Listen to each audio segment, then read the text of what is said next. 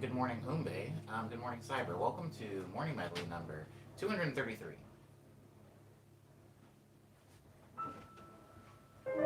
Yes, I got the smoothie today, Umbe. How was your Tuesday, Umbe? How was your Tuesday, Jordan? Was it eventful? Was it productive? Did you guys learn anything? I'm gonna go ahead and start the medley.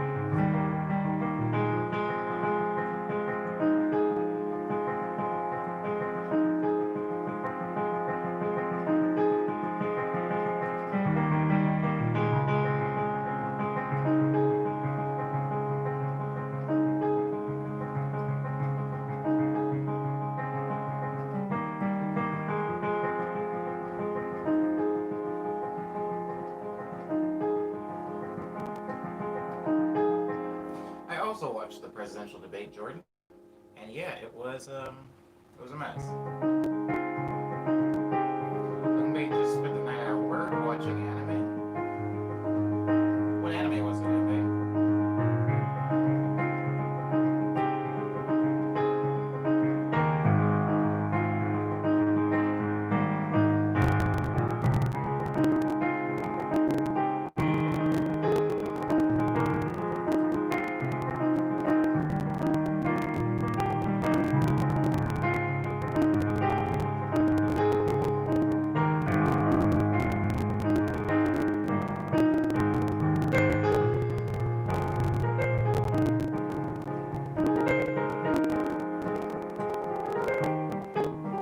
You know, that feeling, Jordan, of getting a fresh haircut and feeling really good. I haven't had that in years. I just haven't been to the barber in a really long time.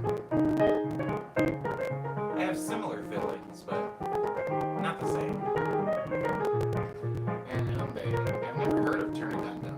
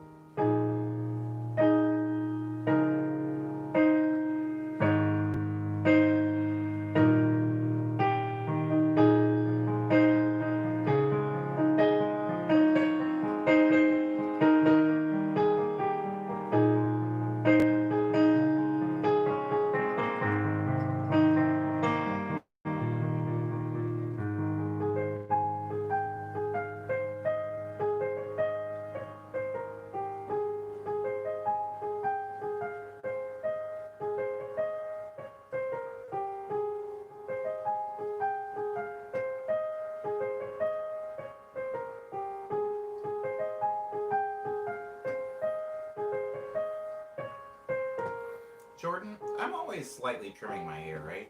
When it gets a little long and I can feel it on my ears, I'll usually cut it back.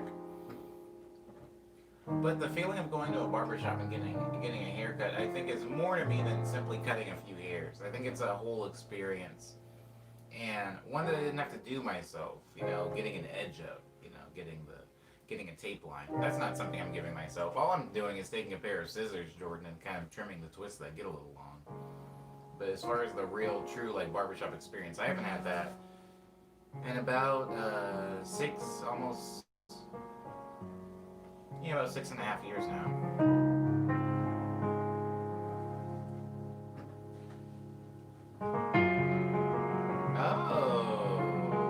So Connor's back.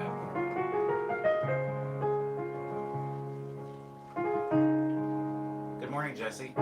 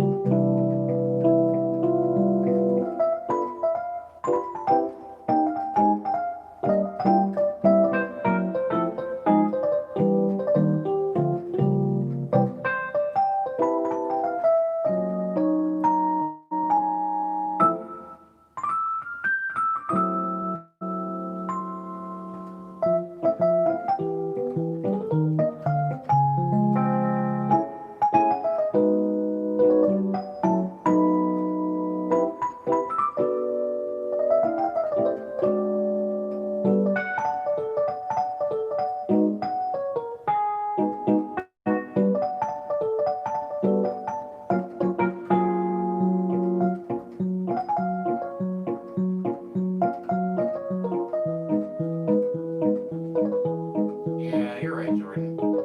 I missed that.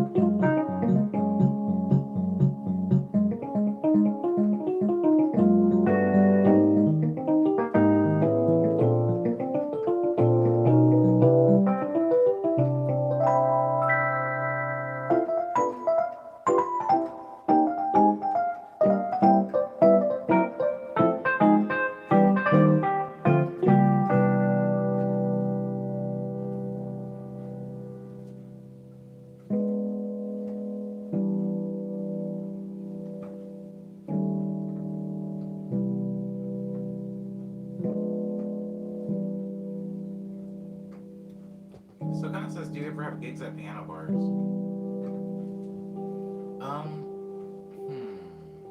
No.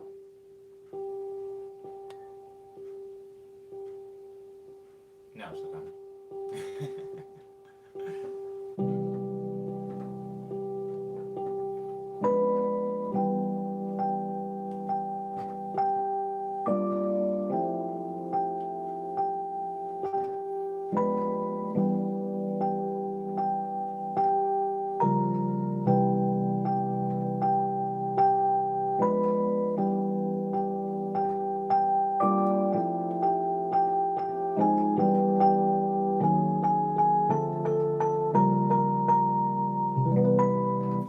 Would I have a gig at a piano bar? Probably not. So kind of, I would probably not play at a piano bar.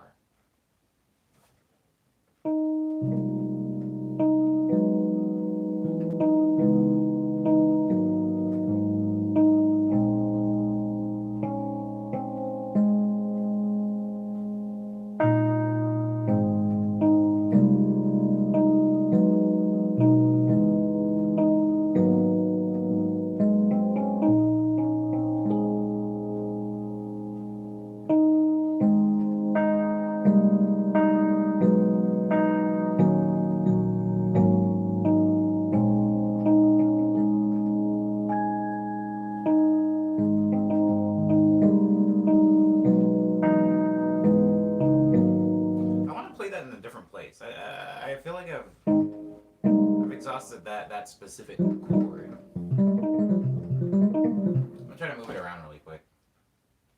Hmm.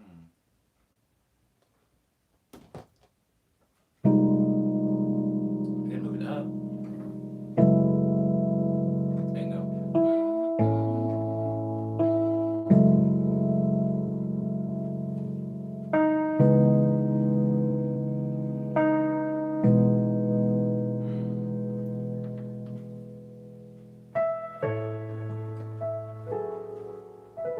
Is that right?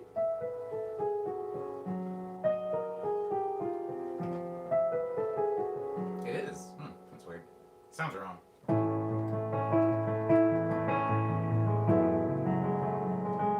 Oh wait. No, it's right. Why does it sound wrong? Wow. Keys can change everything. To expand a little bit on your piano bar question, Sokana, is there's a very specific thing that typically happens at piano bars, Sokana, at least here in the States. I can only really vouch for where I am. I know you're in a different place, so maybe piano bars are different there. Piano bars here work one of a few different ways. One way they work is that they're typically jazz clubs. You know, that's one type of piano bar. Jazz clubs. If you're playing in a jazz club, typically somebody is going to want you to play some type of classic, or you're going to want to play a jazz standard. Since I only play original music, this would not be a very good place for me. Piano bars are kind of like good invitations for cover songs. If somebody sees somebody in a bar playing piano, there's a good chance they will be approached and somebody will say, "Hey, do you know Benny and the Jets?" Or "Do you know Dearly Beloved?" Somebody's going to come up to you and ask you to play a cover song. Because piano bars, again, here in the States, kind of have been boiled down to like a jukebox. You become a jukebox for the night. And nobody, and so that walks into some random piano bar is necessarily coming in because they want to hear Shoto Clone, or they're coming in because they want to hear Venomade, they're coming in because they want to hear Spring Street. Usually, when people see again somebody playing piano in a bar, that person usually becomes a little bit of a jukebox and kind of has to play the things that the people want.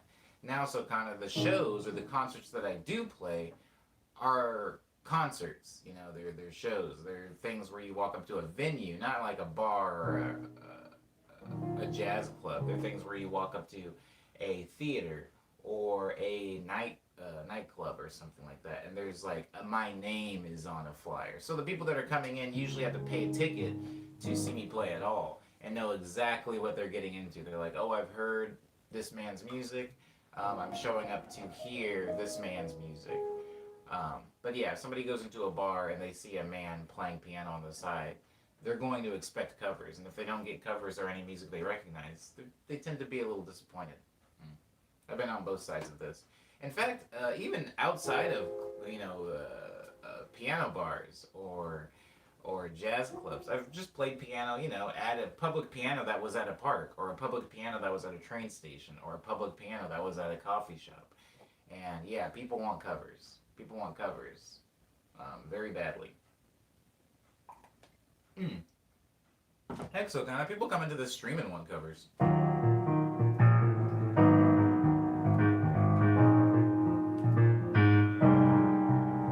I love this chord so much, but I wish it sounded good anywhere else. You know?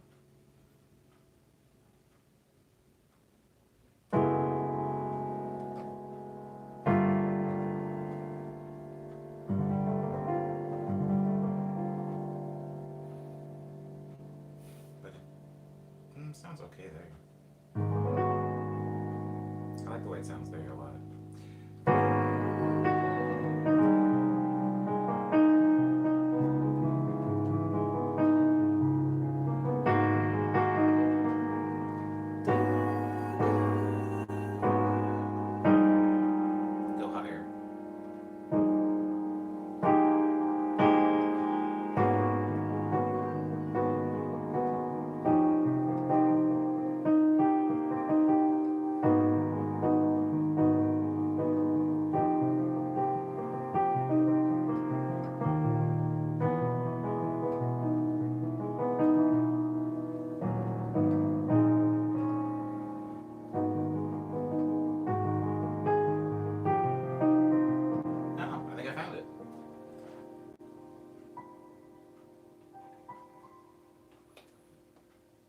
Thank you, Silkana. I appreciate that.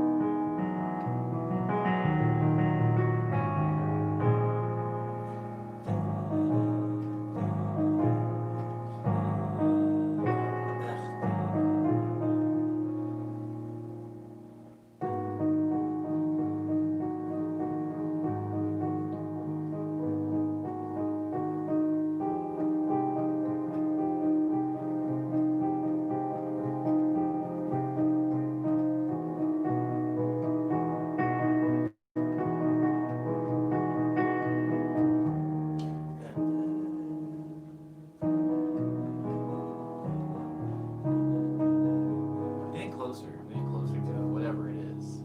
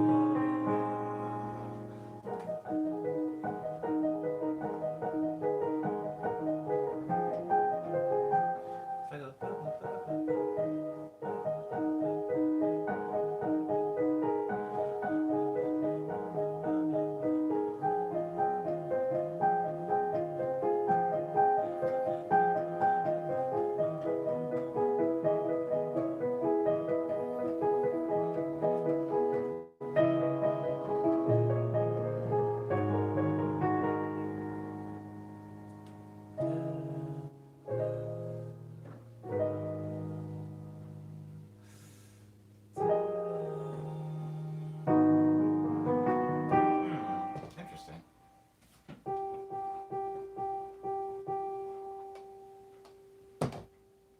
I'll come back to it. Didn't have chords in D, Ube. So, Connor, do you play piano by any chance? Hey, what's up, Erwin? How you been?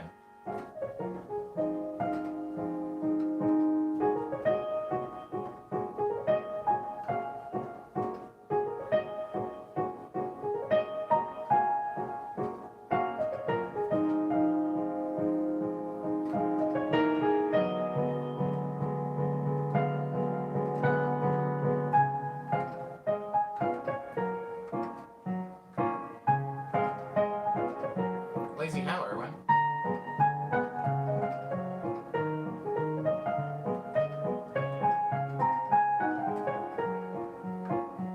Oh, Jazzy. Jazzy. I don't know why I wrote that as lazy. I'm sorry.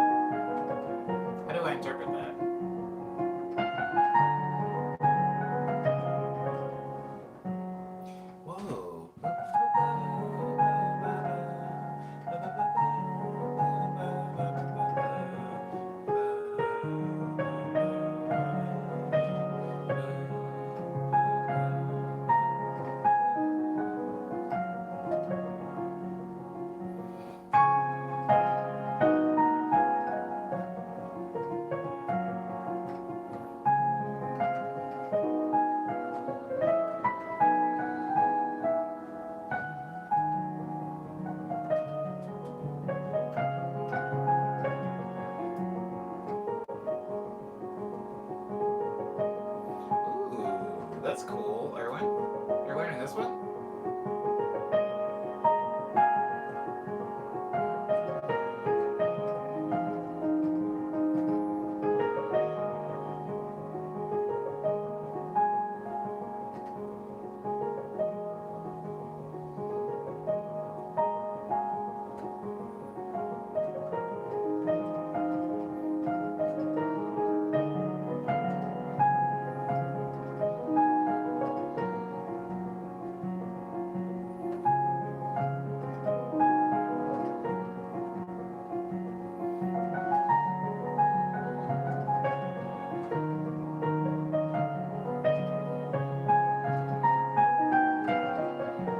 Oh boy.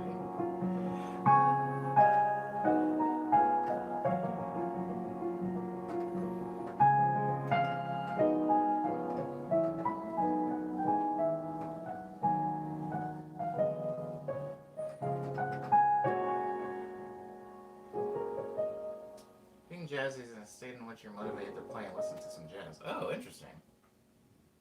Sounds like a good mood to be in.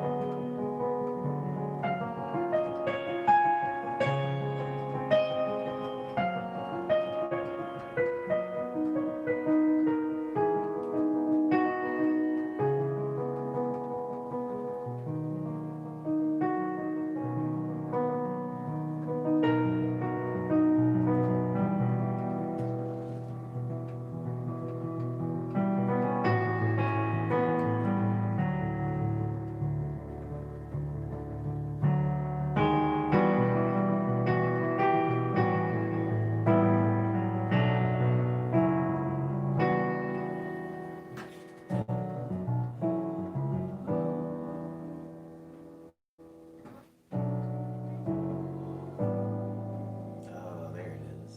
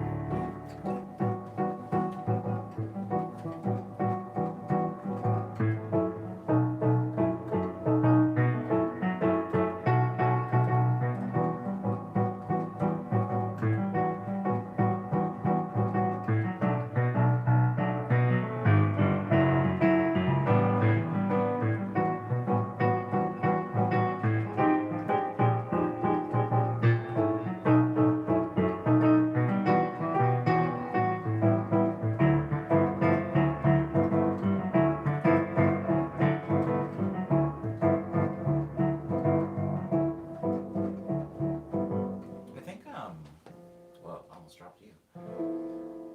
I think that chord version, the one that I'm using in the song that I'm making right now, or right now being like a week ago. That one.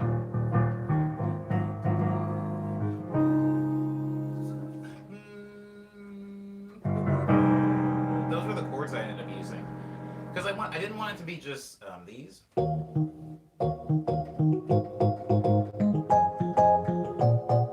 So I added these to the end.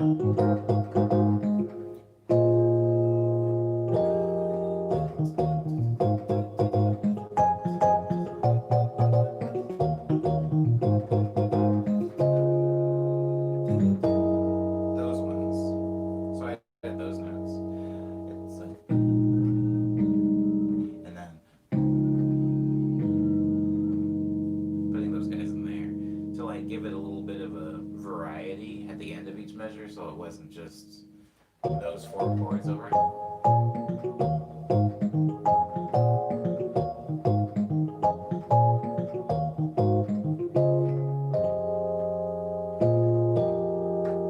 I can't remember if I go high or low. I think I go low.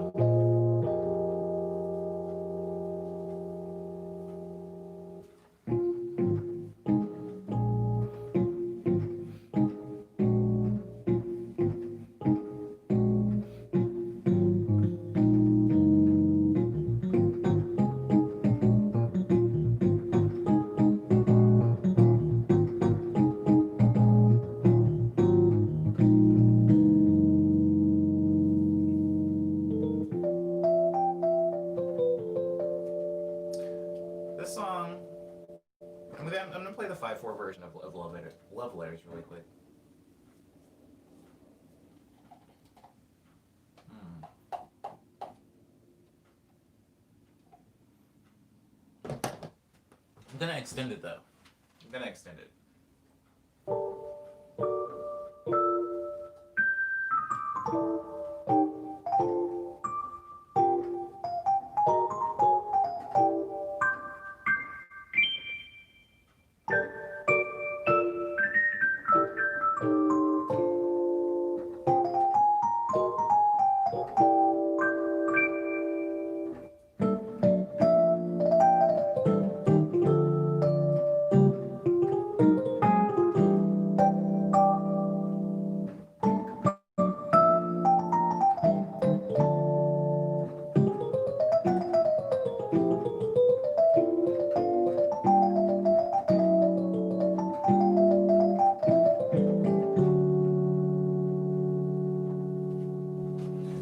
What exactly are you trying to play, Erwin? What song was I playing before this?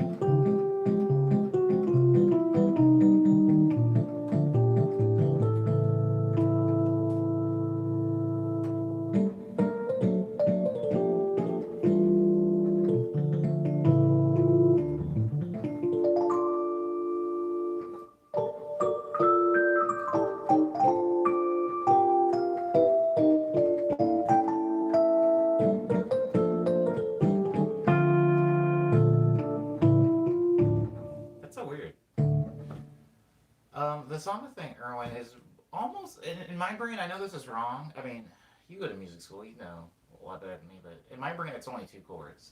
I know it's technically four chords, but so little movement happens in my hands between the chords. Where are they? Where are they? Here? Between that.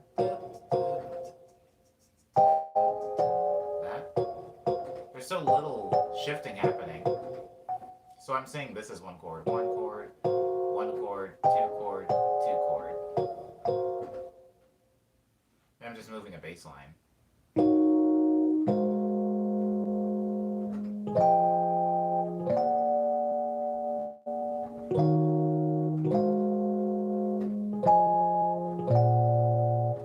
just moving a bass line around.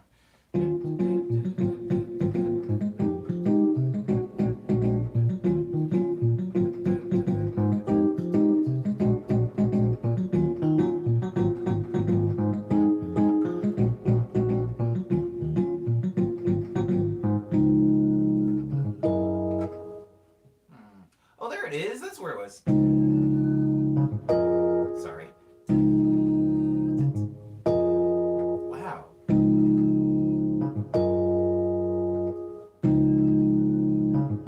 There it is. It's.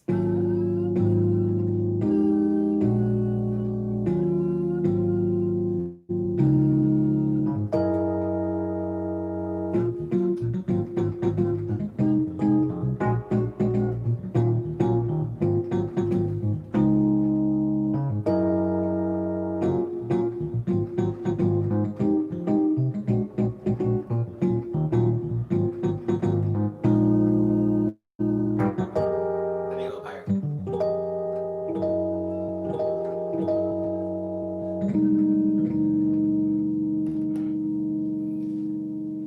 Should I say Jewel to pronounce that username? Hello, by the way. Is it Jewel? Should I say Juvenile? My brain musically wants to pronounce that as Juvenile.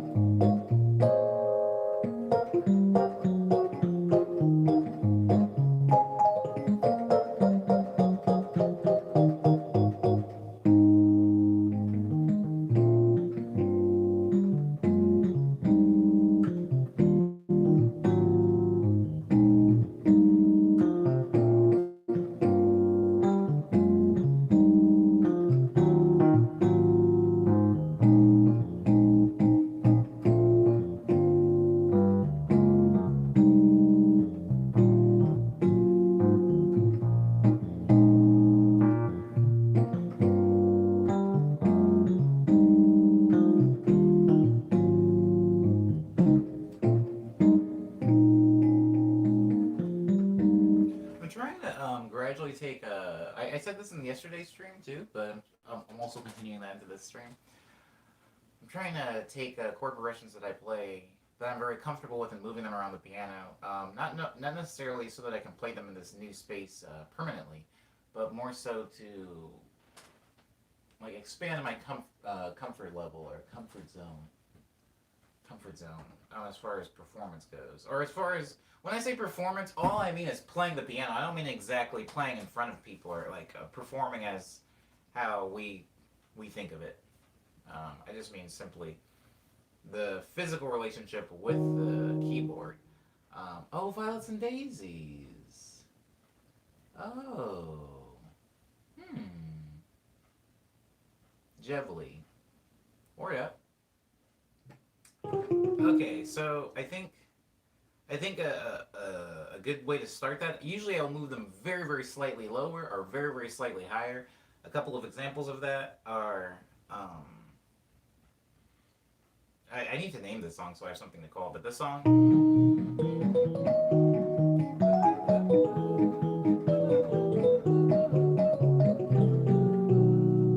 that song started here,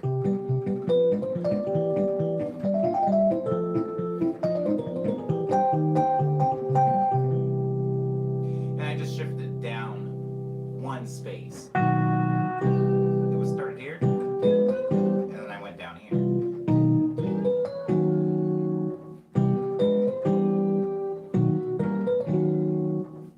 I just moved it down a little bit, and when I moved it down, it was opening up all these chords that I would never play, like that one, like that one. Well, not so much that one.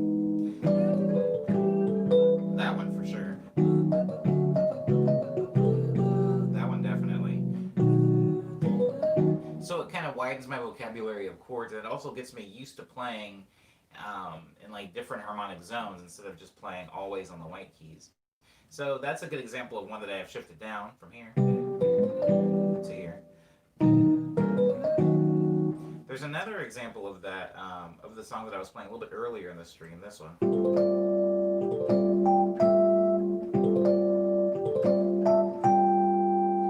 That song, I shifted it up actually instead of down to here.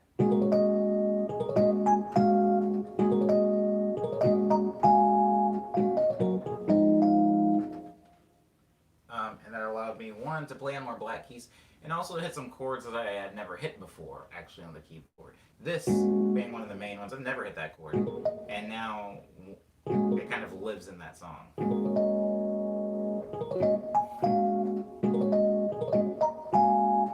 Um, so there's a few more so, like kind of I guess like chords or harmonies or melodies that come very comfortably to me. Like physically, my hands kind of fall on and rest on that chord for whatever reason. Is very very comfortable for my hands. And I don't. That could be. I don't know which came first. I don't know if it was comfortable, so I made a lot of songs out of it, or if it appeared in so many of my songs that my hands gradually just got used to playing it. But it doesn't really matter. The point is that's very comfortable for me. And so a lot of times when I'm going in to write new music, I'll naturally, comfortably write them in and around these chords. And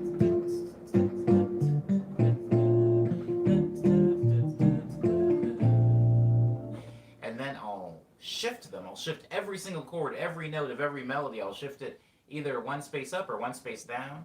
I'm trying to now get accustomed to making the shift bigger. You know, making the jump bigger from not just one space or two spaces.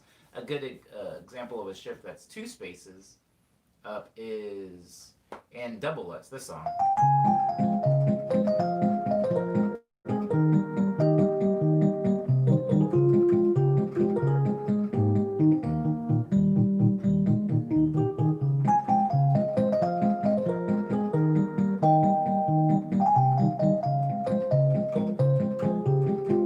Here's the shift.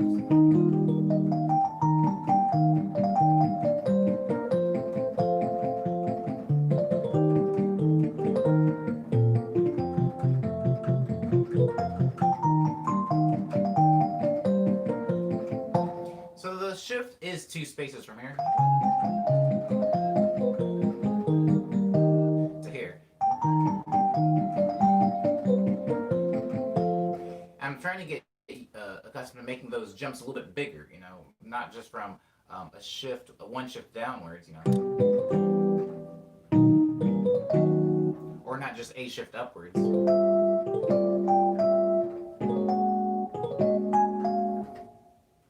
Or just a shift two spaces.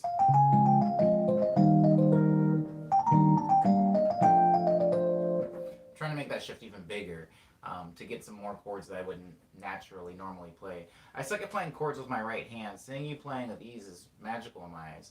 Chords with the right... Interesting. You suck at playing chords with the right hand. I would say that I suck at doing everything with my left hand. Chords, bass lines, melodies, everything. Nothing comes naturally or easily for my left hand. It's always a little bit of a challenge, and that is why I started doing the very, very small shifted chord changes. Now that ended up becoming more of a, I'm not going to say part of my style, but I'm going to say ended up becoming more of an overarching theme within my playing, which is a popular thing outside of me for sure. But the reason I started doing that is because my left hand was just so limited in its, not versatility, it was limited in its, not agility. What's the word I'm trying to think of? Dexterity. It was so limited in its dexterity that it caused me to do a certain few things to cater to that limitation. Or one of the big things is having a lot of 3-note bass lines. You know, having a lot of this, doing that everywhere.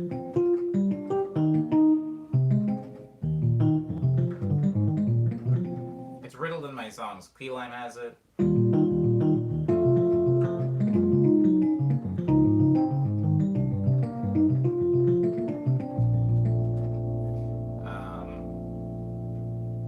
That's the only song that has it. No, I'm joking.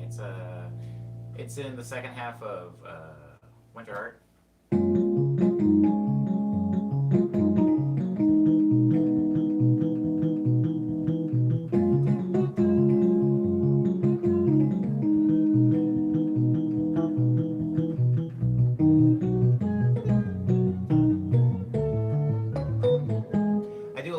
Bass lines because my left hand just didn't have the dexterity to keep up with my right hand a lot of the time.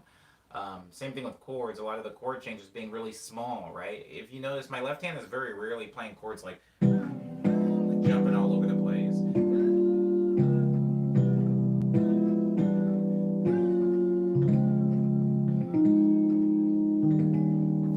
Usually when you're looking at my left hand make chord shifts, they're very, very small. So I'll like start here, and I'll go here. You know, you don't see a lot of fingers moving, a lot of hand moving. Then I'll go here, then I'll go here, and then maybe here, and then here,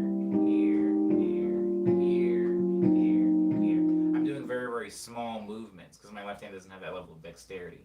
Like in Winter Heart, these chord changes, even though they sound maybe a little complicated, they're very, very small shifts. Usually 1 or 2 notes in the chord are only changing.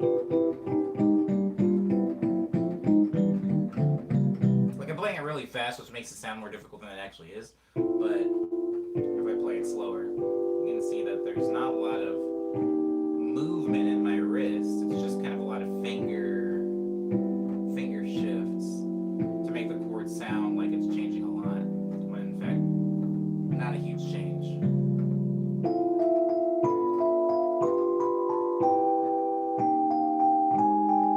Welcome back, Cyber.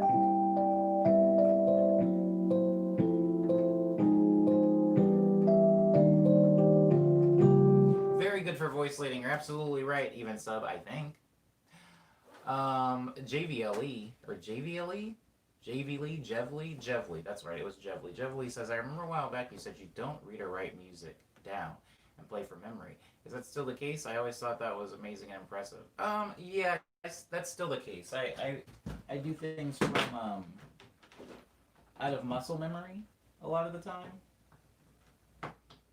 Oh my god, get in there. Sorry, guys. Anyhow, my laptop was gonna die. Anywho, yeah, I play from memory. I don't really write things down. It's not as impressive as you think it is. Supper wants 233. I want 233. It says velocity guitar harmonics. I mean, it's just a guitar, I guess, right?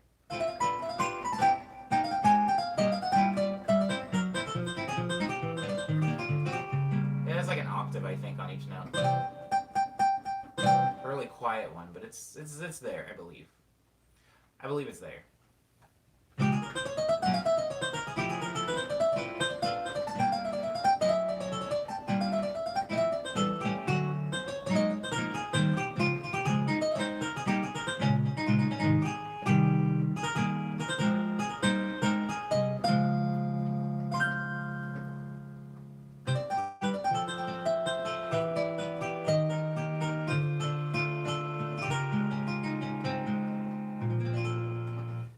Interesting. I heard you say that for at least 5 times about not liking to move that much playing piano. Yeah, yeah, yeah. You always have to remind people, Josh.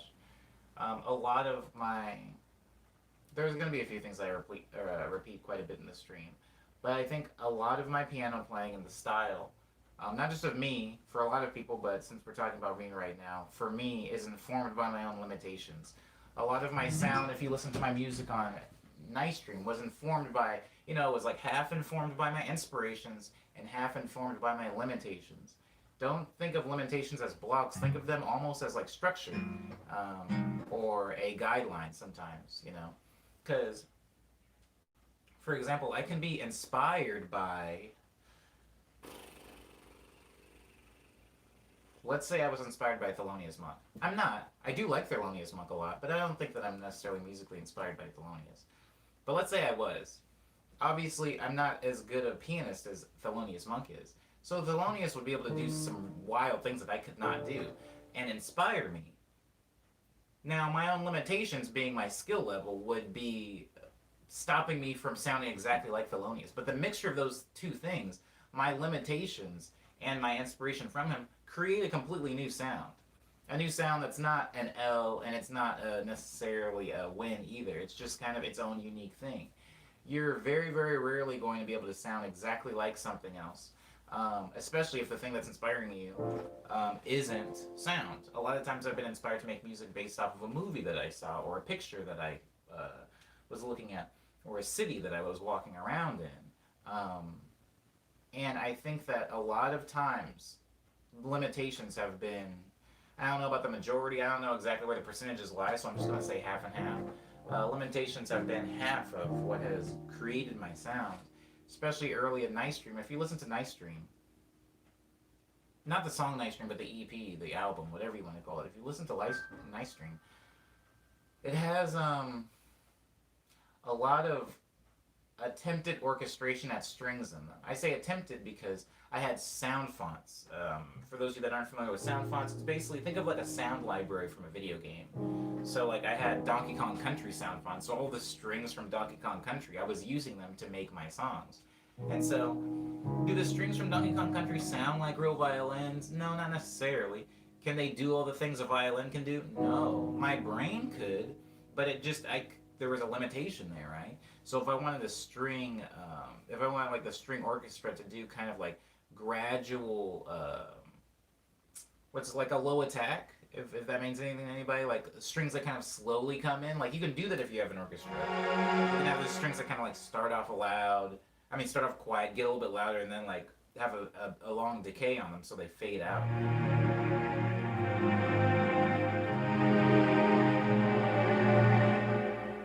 Sound fonts can't do that. So with my limitations, you were not able to hear something that sounded like that. So if you go back and listen to Night Stream and all that stuff, you're hearing strings that come in very, very sharply. You're hearing strings that leave very sharply, and I'm trying to do a lot of things outside of it, like reverb trick trailing, or gated reverb sometimes, or delay tails, like ping pong delay, to kind of create the ambiance or feel or texture of an actual orchestra coming in. And that limitation definitely was a very integral part of that sound, because I no longer sound like that. If you listen to my string orchestrations on songs like Sixella or songs like Thumper, you're not going to hear Nice Dream type strings and those orchestrations and those movements, because they were informed by their own limitations. And once I was able to afford better sample libraries with actual string recordings, I was no longer defined by those limitations. But as a musician, you are never unlimited. There's no such thing as an unlimited musician. You're always going to find limitations, right? If you think about what I said in yesterday's stream when I was talking about Latin rhythms, and I was talking about how I spent a lot of time in high school listening to bossa nova, how I spent a lot of time towards latter high school taking salsa lessons, like salsa dancing classes. So I was hearing and becoming familiarized with a lot of like Latin rhythms, but I didn't know a lot about what went into informing them. So if somebody said, "Oh, Omni, play like a bossa nova rhythm," I would probably do something like that. I would probably do something like that. Now, is that a bossa nova rhythm? You could listen to it and go like, it has like a bossa nova flavor to it. But if you actually asked a real bossa nova musician, is that a bossa nova rhythm? They would be able to tell you all the reasons why it's not and what's actually happening wrong here. And that's because I'm trying to create the music inspired by, I don't know, like Babel Gilberto and stuff like that. I'm trying to make music inspired by her, but with the limitations of my own knowledge, right? Like, I don't know a lot about bossa nova music, at least not from a compositional standpoint. I don't know how to make bossa nova music, so I am working with limitations. And so sometimes the limitations, like I say, the limitations and the inspiration can help you create something that is unique in your own. You know, I have a song right now, like I said yesterday, that uses this. That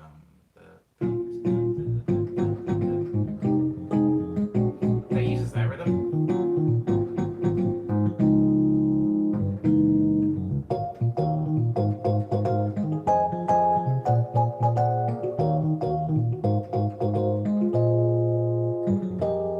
That uses that rhythm, and to me, that is a very Latin rhythm. Are those the chords necessarily that would be played in that rhythm traditionally? Maybe some of those chords, but also some of those chords are me kind of throwing in random omni chords.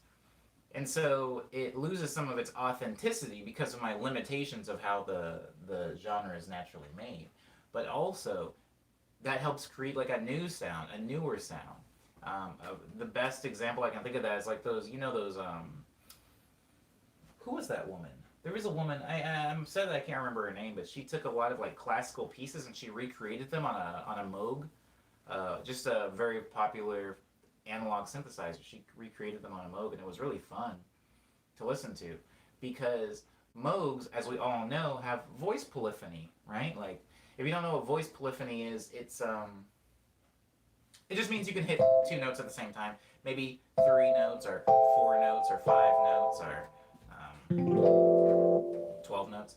Anyways, you can hit a lot of notes at the same time, but these older synthesizers had some limitations on the notes that they hit at the same time. Some of them can only hit four notes at a time. Some of them can only hit six notes at a time, six note polyphony. My microKORG over there that I use for vocoders can only hit one, two, three, five notes at a time. It only has five note polyphony, which can be very limiting at times, especially if you're trying to play like classical music or, heaven forbid, jazz music. So what ends up happening is if you're making jazz music on a particularly voice limited polyphony low instrument, you can't hit wild chords like that. So what happens is you have to go like, what are the essential notes of this chord? What are the notes that need to get through? What can I cut out? You have to kind of play this trim the fat game where you go, okay, I'll take out that note, I'll take out that note, I'll take out that note. Now we have four notes. So what it initially started off as being kind of a more complicated chord becomes more simple. And you have to be very, very picky and specific about which notes you're going to allow through, because that's going to be the note that colors the chord or colors the song or colors the harmony. And so hearing jazz music played with synthesizers that have limited voice counts can be very interesting. It can make sometimes the orchestration sound thinner or the composition sound like it's lacking, but sometimes it can make it like just take on a different character, different quality, which is really nice. Limitations are just as important as inspiration, guys. If you know what your limitations are, you at least know where your room that you have to dance in. The only danger that limitations have is when you don't know where they are, right? I know where my own ignorance lies for the most part, and I know where most of my physical limitations lie. I know that I can't do like wild like scale runs or whatever with my left hand. My left hand, when it comes to things like that, it's as useless as like a dead fish. But since I know that I have that limitation, I know how to dance around it and fill in the gaps of my capabilities. just figure out what your limitations are. Um, that's always the first step. Not always trying to eradicate those limitations, but just knowing what they are can be very helpful. Omnichords have a nice ring to it, says Erwin. Omnichord is actually the name of a physical instrument. There's an instrument called an omnichord, where there's this kind of like touch pad that you can strum on with your right hand, and there's actual buttons of chords. It's like C sharp, flat five, or whatever. I don't know. I just said that's probably not a thing, but uh, maybe it is actually. Anyways, it'll have like a name for a chord, like A major seven, and then C sharp, flat five, and G diminished or something, and you like hit the button, and then you strum the chord, and it hits the chord, and it's a very fun sounding instrument. I mean, if you've heard an omnichord, it has a pretty iconic sound. I'm pretty sure the omnichord is used quite a bit in the Adventure Time soundtrack. Actually, if you've watched Adventure Time, pretty sure it's used in that soundtrack quite a bit. Anywho, omnichord is a thing. Whenever I think of limitations breeding creativity, says Jevli, I think of Islamic art. It is a religious belief for them to not depict God. This limitation has led them to creating a deep, intricate patterns. Very cool. Very cool. The patterns are present in the art and architecture. See, this is a really good example. Yeah, that's something that's very cool. I love limitations. I mean, sometimes I've been a part of like groups that will specifically do like beat challenge limitations. I'm no longer in those groups. Maybe that's stunted my growth. It's just not something that personally interests me anymore. But we would do a lot of like, here's a sample of a piece of pizza falling on the sidewalk. Turn this into a beat or turn this into a song. Or here's a sample of a kid crying. Make an entire like lead instrument just out of the wave of this kid crying. Or this is, we would do all kinds of like fun challenges. And I think it's made us all grow as producers. But I don't do them anymore. But that was a really good exercise in man-made limitations, right? But there's a lot of limitations that you're not going to have to put on yourself. Maybe your... Oh, here's a fun limitation concept. Oh, hold on. Pause that. Good morning, Ava. Welcome to the stream. Glad you were able to make it, and I hope you had a good day yesterday. Congratulations, Cyber, and thank you for voting. Oh, somebody from Japan. CH. I wonder what that stands for. Hello. I don't know why you're still awake at 2 a.m., but I'm glad that you're spending the wee hours of the night here with me. I hope you're having a good Thursday. It's Friday for you, I think, actually. Pretty sure it's Friday, 2 a.m. on Friday, so I hope you're having a good Friday. Right? Or is it Thursday? No, it's Thursday. That doesn't make any sense. Can't be 2 days ahead of me, can you?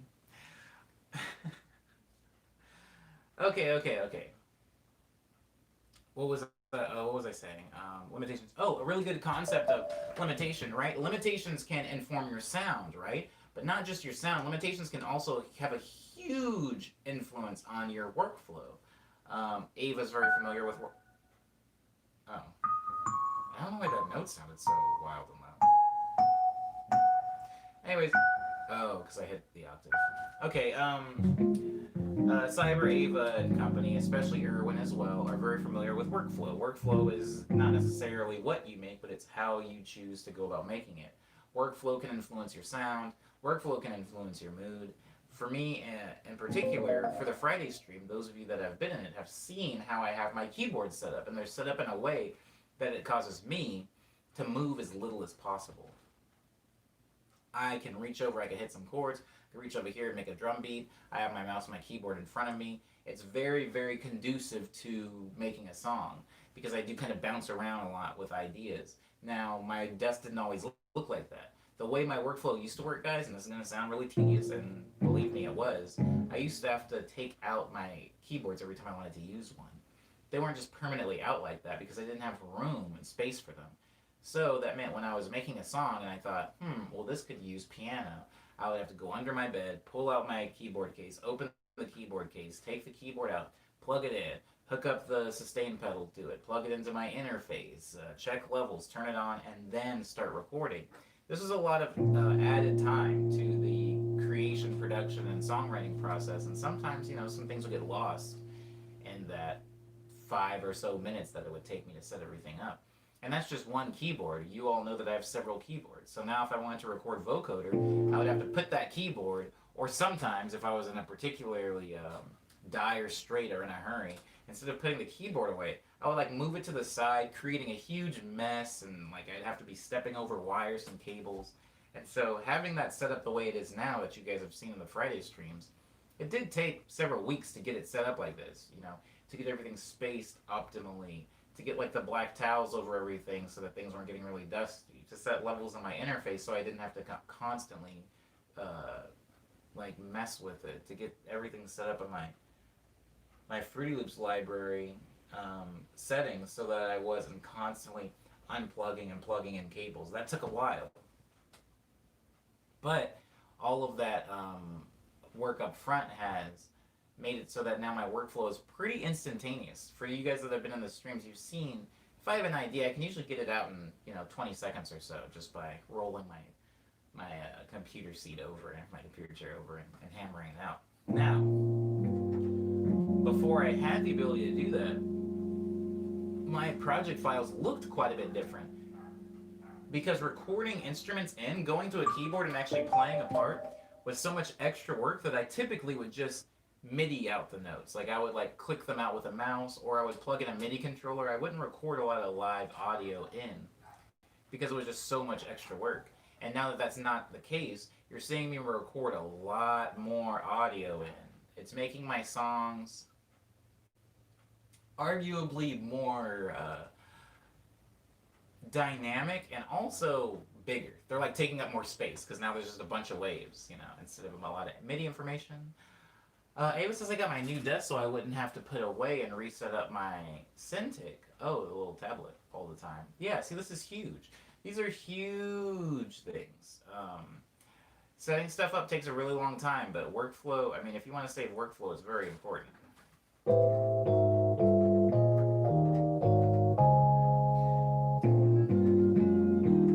No, that's not right.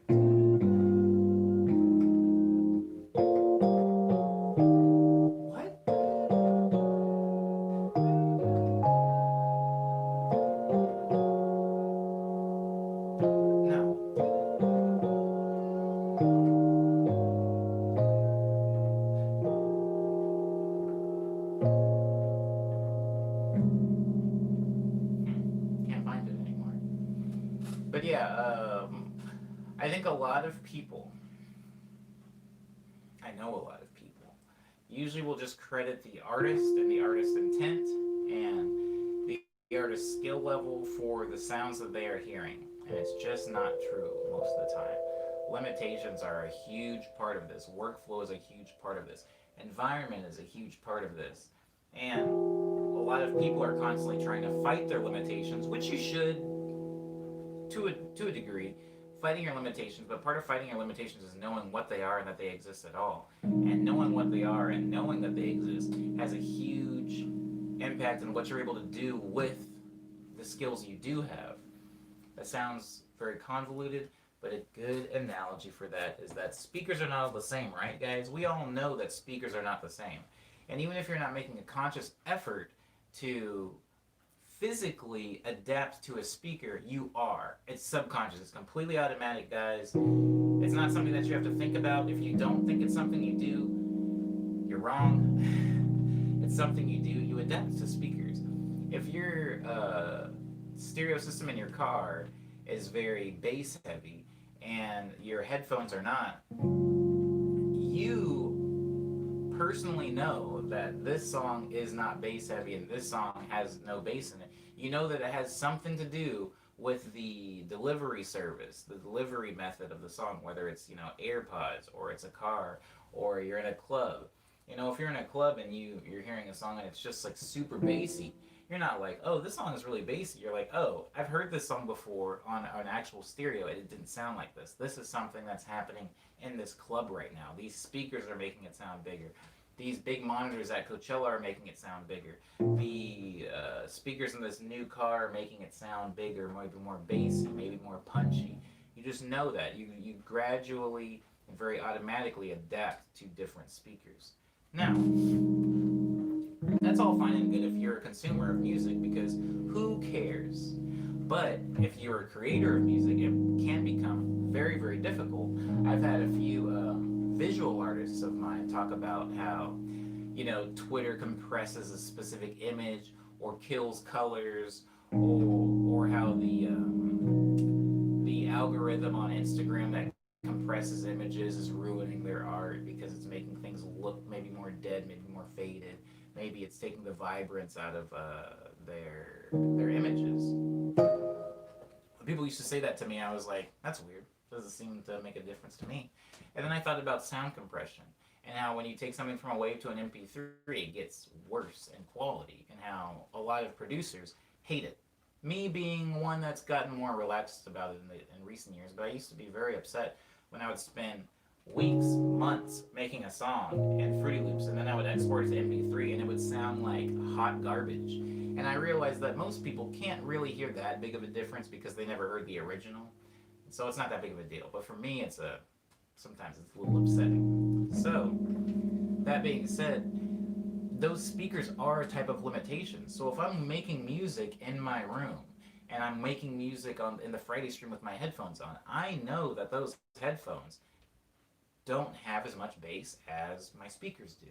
So if I'm in the Friday stream, I can't keep turning up the bass on all of my songs, because what inevitably happens is after the stream is over and I take off my headphones and I turn on my monitors and I listen to what I've just created, it sounds like a bass heavy, like wind tunnel. I can't make out anything, and it's because I've gotten too accustomed to what was essentially a colored sound that wasn't a good default. You know, that is a type of limitation, and knowing that my headphones don't have much bass, I can just kind of keep creating, knowing like, oh, it doesn't sound like there's a lot of bass here, but I know there is. I just kind of know there is. And when I take off my headphones, lo and behold, there is the bass.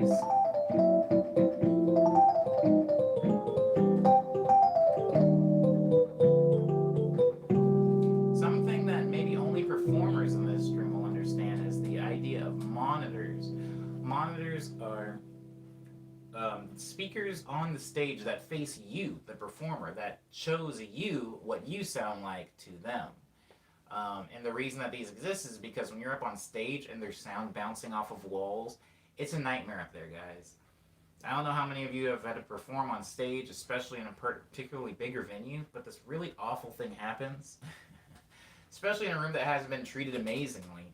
When you play a note on a guitar, or I play a chord on the piano, that sound goes out and it bounces off of the back wall and it comes back to me. So I get this really weird, like, fraction of a second delay on everything. So as I'm talking, I'm hearing my own words coming back at me as I'm saying them with a slight delay, and it is horrible, guys. It's one of the worst things to have to perform with. I actually deal with it a lot in the stream because I have this really weird latency issue with my interface, which I still need to fix, by the way, where when it's time to record something, I'll hit it and I can hear the notes coming back at me. And when you're trying to do something on beat, this can crush you guys. This can be it. It can make you, a very, very talented performer, sound like a sloppy 6-year-old on stage. And so they have these things called monitors that are speakers pointed directly at you that play you what the crowd's hearing. So you can kind of, just like a monitor, like I have a monitor right here, I can see myself streaming. I have a little monitor down here where I can also read the chat. Now, when you have monitors, they give you a general feel. They're supposed to. Some people will have their monitors actually altered. I've done it myself, where I've had my keyboards up over the backing tracks a little bit louder in my own monitors, so I can hear exactly what I'm hitting. And then I'll have it turned down a little bit in the house. It's whatever. It doesn't really matter that much. But your monitors are a form of they're like a form of foundation. Like, this is what the crowd is hearing. I don't need to worry about anything else. You can't hear the crowd. You can't hear all the talking and dancing, drinks smashing. You can't hear clapping half the time. You just hear this very clean representation of what you're playing. And if you don't have monitors, like I said, I've played in a lot of venues that don't have monitors. The amount of wild sonic gymnastics you have to do in order to still get that performance out is a form of working within limitations. A lot of times what I've done, which is like scary and I do not recommend, is when I oh man, when I have oh Christ, sorry. Anyways, when I have no monitors, I will take headphones and I will plug them into my keyboard. Um, I will plug the headphones into my keyboard and I will turn it down really low. And what ends up happening is the room is so loud that I can hear my own music happening. I can hear my own music happening out of the out of the speakers, or I can at least hear like the vibrations and the low end frequencies. And what I'll do is I'll turn the keyboard down in my headphones so I can just hear it, very personally for me, just barely hear it over the noise of the room. And I will play to the low end frequencies of the song. Because when we're talking about a lot of things bouncing back, low end frequencies don't bounce back nearly as easily and as quickly as high end frequencies do. A lot of low end frequencies will travel through something before they'll reflect off of it. Don't really need to get into the science of that, but what I do is if I'm playing like Midnight Drift 2, I'll wait for the bass line to come in and then I'll just like focus and I'll play to the bass line. And this makes me a little bit less of an engaged performer because it's a lot of me like with my eyes closed, like listening very carefully and like trying to make sure I don't fall off time, but the people are at least going to hear an accurate representation of what the song sounds like. And so this is a form of working with limitations. The people are still getting the performance, but am I jumping all around? Am I going out, waving at the crowd or anything like that? Am I having a particularly good time? Not really. I'm like hyper focused, which sometimes can make for a worse performance, depending on who's in the crowd. When you play in an orchestra, especially in the back, you have to play ahead of the beat so you can sound on time from the front. That's amazing. That is the most analog delay compensation I've ever. I was just talking. That's actually a really good thing that you bring up, Ava, because my interface has something called latency compensation, where whenever I record a note, it automatically nudges it a fraction of a second earlier because it's compensating for the latency. That's analog latency compensation. What you're talking about is like literally playing before something happens so that the delay will put you right on time. That's pretty funny. Echo is the worst, says Cyber. Yes, indeed it is. Now reverb, that is something I like. I love me some reverb. Wow, that's amazing. The analog latency compensation is wild and a thing that I did not know existed in a professional musical orchestra. That's really cool. Thanks, Ava. Thank you for that. But yeah, working within your limitations is very important, guys.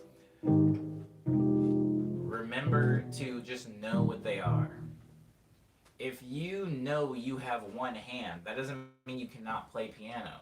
But if you are very aware of what your hand can do and how many you have, that means you can play to your own strengths and create and expand on those. But if you have one hand and you keep trying to play piano written for people with two hands, it's going to constantly feel like an L because you just can't do it. You don't have enough fingers. But if you work with your limitations and know that they're there, it can be a huge help to you guys.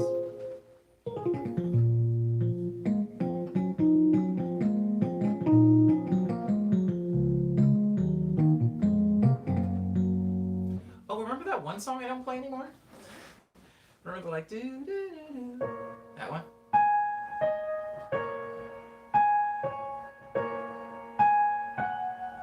There it is.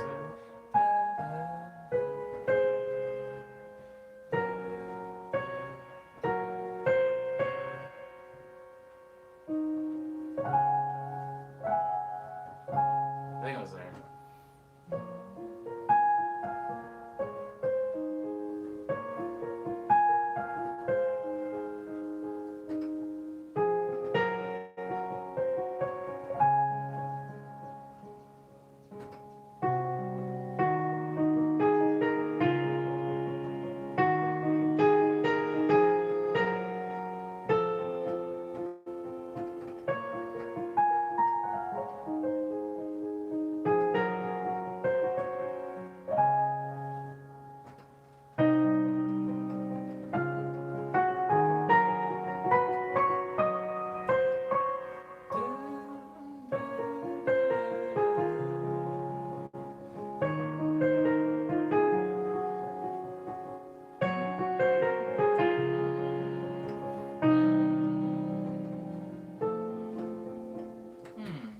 start playing that one again.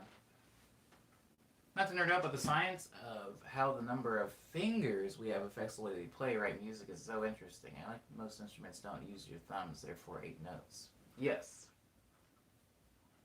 Yes. Yes. I like physical things or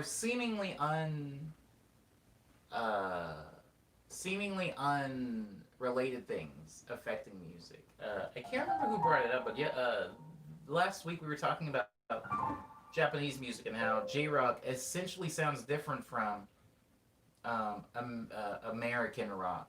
Even before the person starts singing, even before the person starts saying the language, it still sounds Japanese. And I'm like, they're playing the same guitars as us. They have the same hands we do. Why does it sound so different? And there's a lot of different schools of thought on why it sounds different. There's one being that their melodies and their orchestrations mimic the way they speak, which they speak in a very like monosyllabic fashion, and so that's also the way they play because playing music, playing melody is what's the word? It is an emulation of speech, an emulation of what the voice does.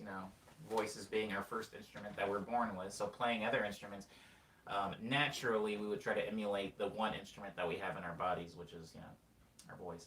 I think the like those talks are always so interesting to me because it works on a very personal level, right? Like I am informed by my own limitations and my own physical being. My hands can only do so much, and my hands are comfortable playing this chord, so this chord pops up in a lot of my music.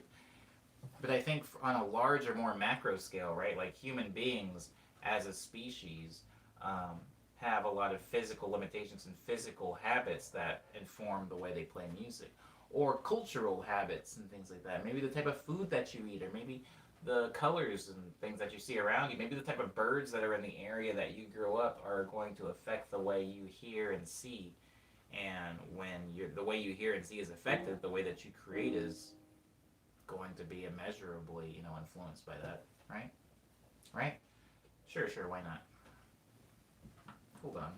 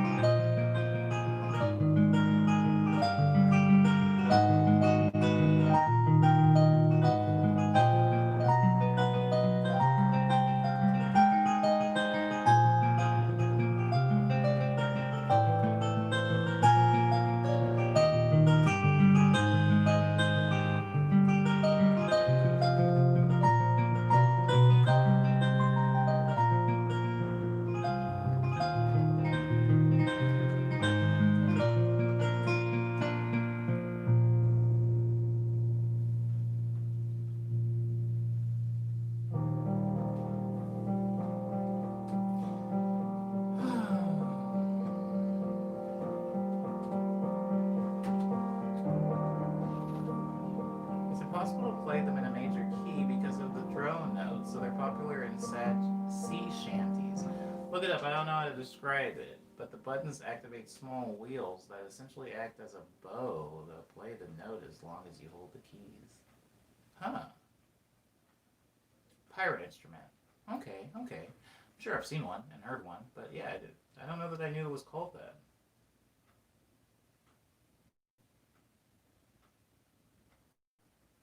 Did I put ads at the start of the video? Oh crap, are there ads here? Cyber? Did I put ads at the start? I didn't press the ad button. Is there an ad button? Are they showing you guys ads? Screw that.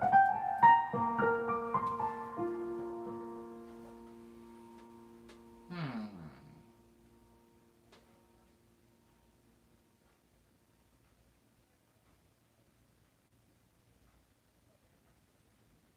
Hmm. I was into pirates at some point, Ava. I was into pirates at some point. That point is now, today. Uh. Whoa, that's wild. Sorry, everybody. I didn't know there was ads on this. Was it a good ad at least? Can you guys tell me what ads they were? For each one of you individually? Whenever I'm on YouTube, the only ads I get is when I get ads for, I used to get a lot of ads for Splice. I get a lot of like VST ads, which is fair. They've data mined me. I'm a producer, so I get a lot of like music ads. And, crap, what was the other one? There's one YouTube ad that I get so much. I guess I get ads for like mobile games a lot. What color do you normally play in Among Us? Asked Cyber. Brown. I normally play as brown because in my brain that's the black character. Not the black one. Yeah, I'm always brown with a chef's hat. I don't know why I have a chef's hat. Just it felt right. It felt right. I either get ads for Weeb anime games or I get Trump ads. Interesting, Ava. Weebs are Trump fans, I guess. Hey, Ava, speaking of Weeb games, there's some game called, I mean, you probably know about this, but it's called like Genshin Impact or something like that. I think I might play it. I'm not like really into like super like, cutesy anime girls running around with swords, but it just looks fun. It looks fun, and it looks like a game that should cost money, but it's free to play. So, anyways, everyone got an ad for League of Legends. Word. I've never played League of Legends. I've never actually really seen it played for very long. Anytime I look at like a few seconds of League of Legends gameplay, it confuses me. I don't know what's happening. I don't know what or who I should be rooting for.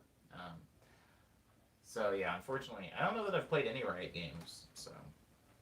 Shouts out to Riot Games. The one that looks like Zelda? Yeah, the one that looks like Zelda, Ava. I get ads for League sometimes. They're wasting their time on that. I'm Silver 1, baby. Oh my goodness. My wish for getting into League of Legends is dumb. Thank you, Ava. I wasn't considering it, but I trust your judgment. And so having that review and advice from you, I'm going to take that to heart and I'm not going to get into League of Legends. But I might play Genshin Impact. If you guys see me playing Genshin Impact sometime in the near future, I'm sorry. I played a lot of Fall Guys, or I shouldn't say I played a lot of Fall Guys. I had somebody else play Fall Guys. I think that Fall Guys is a really easy thing to, like, if somebody's at your apartment, you can kind of just give them the controller and go like, hey, you take a few rounds, and then they get to playing a few rounds. But little do they know, you're actually farming them for experience. I got like 3 levels out of this person. They just kept playing. Is this what it feels like to be the leader of a corporation? They're just milking people and they don't even know they're being milked? Ava says, I'm into it because I'm competitive, but the time and investment required to learn the game is insane. I'm also competitive, but yes, I don't have a lot of time to just throw into stuff, so I feel like your advice for me was pretty apt. If you ever want to try it, though, says Ava, I'll gladly play with you. It is completely free, but it is so complicated. Sounds like Kingdom Hearts. Except for that free part. Except for the part about it being accessible to everyone. Can somebody like total up? I mean, I know they do like a lot of like Kingdom Hearts, Final Cut, Remix Pro, Director's Edition, Definitive, and it'll have like 3 of the Kingdom Hearts games, but the 3 that it has is not 1, 2, and 3. Anyways, there's a lot of that stuff going on. But of course, I played them all at launch. I always play Kingdom Hearts games when they come out. So I don't even want to think about the amount of money I've spent on that series. And here I am thinking about it. The amount of money I've the amount of things and the amount of money I've spent because of Kingdom Hearts is over $1,000. I can confidently say that. I can confidently say that. And that's horrible, right? That's awful. I'm not proud of it. Final Cut Remix Pro. What is that? What is that? I don't know why I said that. It sounds like a Kingdom Hearts thing to me. I've spent about $40 on League, but I have friends who've spent hundreds. $40 is a very respectable amount of money to spend on a game. Hmm. But I do have restraint. The only reason I was spending a lot of money on Kingdom Hearts is because I loved that series. When it comes to like games that are free for play, I'm not gonna spend money on it. Like Apex Legends. Like, good luck getting money out of me. Which Keyblade did you get? I didn't get any Keyblades. I just got a lot of games, and also, I should say, I bought a Game Boy SP. Do you remember the Game Boy SP? I know Cyber remembers it. Of course, Cyber remembers it. But like, if you don't, there was a Game Boy Advance. But then there was this way cooler version that was a square that folded out like a flip phone, but it was a Game Boy. Anyways, I bought one of those for Kingdom Hearts because I didn't have a Game Boy Advance at the time when Chain of Memories came out. And then I bought a PSP just so that I could play Birth by Sleep, and I bought a DS just so that I could play. You get where this is going. I've bought handhelds just so that I could play Kingdom Hearts games. So adding that to the cost of all the games, it really adds up. It really adds up, guys. I want to export my soul and download it into Twilight Town. It's so pretty. Really? Screw Twilight Town. I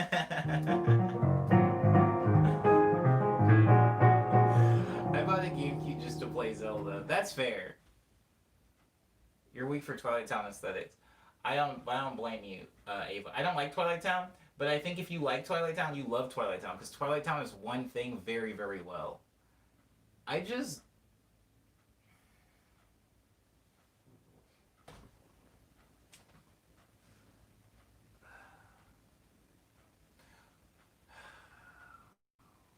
Kingdom Hearts, huh? Kingdom Hearts, right? Am I right? Of course I am. Kingdom Hearts. Don't get me wrong, the gameplay story was trash and boring. Whoa, whoa, whoa, whoa, whoa, whoa, whoa, whoa, whoa, whoa, whoa, whoa. Oh man, the music and vibe was good. Okay, okay, immaculate music and vibe. Jesus Christ. I bought an Oculus Quest just to play Beat Saber, says Jevly. Oh, my brother questions my judgment. I mean, Beat Saber's fun, but that is a hefty purchase to play Beat Saber. Good morning, Liana. Okay, so I wasn't saying that everything else was trash. Here, the reason that I don't, and I don't dislike Twilight Town. I think that I think that any place and any game that experiences a permanent time of day or weather condition. Do you remember that raining town? It was called like Bermesia or whatever in Final Fantasy IX. What a weird reference. Actually, scratch that. I don't know exactly who in this chat is going to get that reference, but there was a town in Final Fantasy IX that experienced like perma rain, and I thought, wow, what a horrible place to be. And I think about that about Twilight. I think that Twilight Town would be really fun for a little while, but eventually, like I would rip my hair out because Twilight all the time would kill me. I would need it to be night at some point. I thought about remember the world that never was, guys. We got to get out of Kingdom Hearts talk, but remember the world that never was. I actually liked that city. I'm an urban baby at heart, and I like the idea of like skyscrapers and like at nighttime and it being lights all the time. It rained on and off. It wasn't perma rain. It was occasional rain or whatever you call it when it occasionally rains. I debated getting an Oculus for the same reason, says Ava, but it's just too much for one game. Ava expressing a little bit of restraint. I like that. Soothsayer supports Jevley's decision to get the Oculus just to get the spaghetti. Are we dead? Are we dead in the water? Christ. Yeah. I'm gonna have to do the thing. I don't want to do. Oh, I'm good. I'm fine. I'm gravy. Guys, my monitor died, so I can't see anything you guys are saying, if you guys indeed are saying anything. But the one you met Freya in, I know the exact towns that Susei are getting my Final Fantasy IX reference. Susei, I liked Freya so much.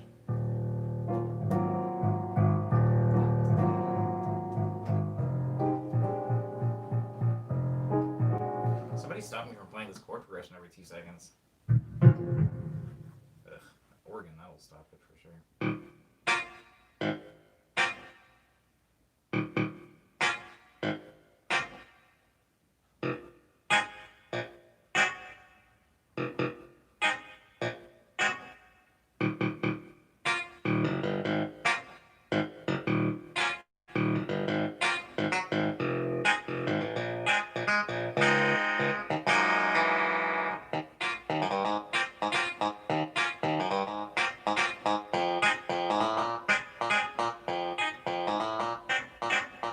Sounds like ducks to me. Does it sound like ducks to anybody? Oh, mercy me.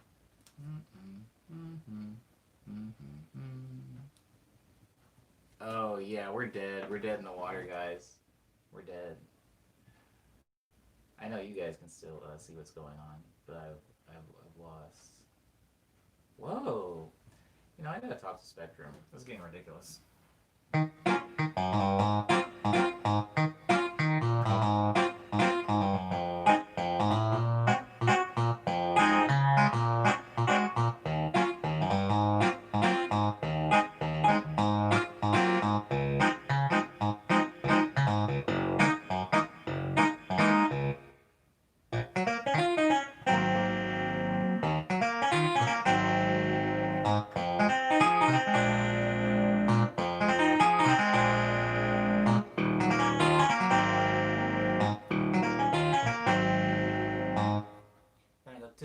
I go so wow, I did it first try. Hey, I'm getting better at piano, guys.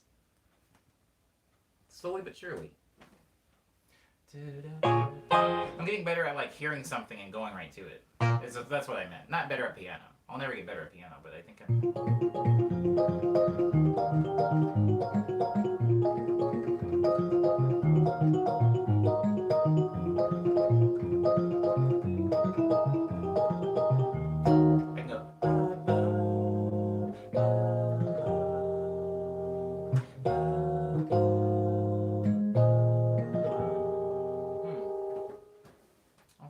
I'll figure it out.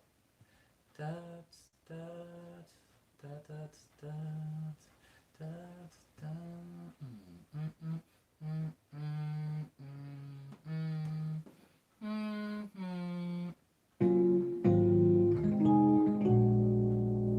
I'll be back, guys. I promise. I'll be back. I'll be back. I'll be back in the chat.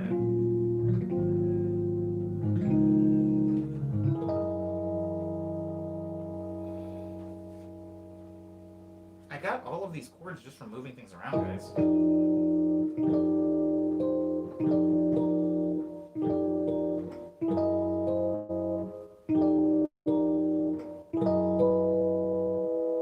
Just from moving slight things around.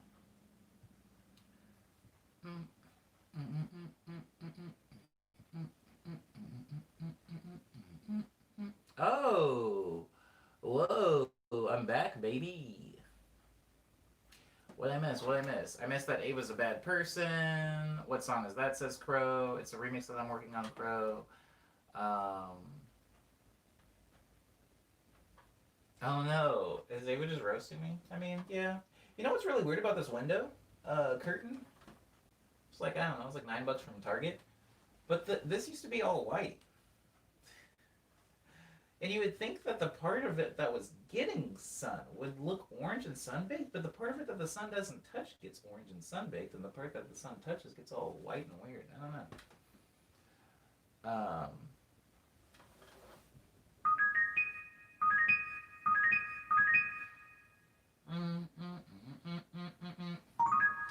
But yeah, Crow, that's from a remix that I'm making. This remix comes out in December, I believe, and December is when I'll be able to December is when I'll be able to actually explore it on a Friday stream. But until then, unfortunately, I can't show the project file. Um, I didn't technically sign an NDA, but I am a respectful person, so I'm not going to share things that were given to me in confidence. That's a long ways away, says Cyber. Yeah. It was given to me in October, it is due in November, and it will be released in December. It was given to me in October, it was due in November, and it will be released in December. Yes. Yes, this is true. And I mean, technically. Oh, wait, it wasn't given to me in October, it's September right now. Why did you give it to me so early? I think it's due in October, actually. I don't know where I got that November date. It's due in October. It comes out in December. Because everybody plans their releases way better than I do, so they plan them like 6 months in advance. Did you guys ever play Among Us? I haven't been paying attention to the Discord. I haven't been paying attention to the Discord either, Leanna. We didn't play Among Us yet. There's still time. There's still time. What was I talking about? Yeah. So we'll go over it then, guys. Trust me. Uh, the time is going to just zoom by. Honestly, I still feel like it's the beginning of September, and rent's due tomorrow, I guess. I guess that's the thing they can do to me. They can just keep charging me rent. Hold on. Is it really due tomorrow? That sucks. Oh, it's on a Thursday? That's supposed to be my good day. I'm get chicken tomorrow. There's a Discord now, says Suser. There's a Discord now, says Omniboy. I don't know. I don't know. I'll post the link of it at the end, which we're, getting pretty close to now anyway. Well, hold on. Let me just find it now since I'm here. Oh, Kiwi's in there.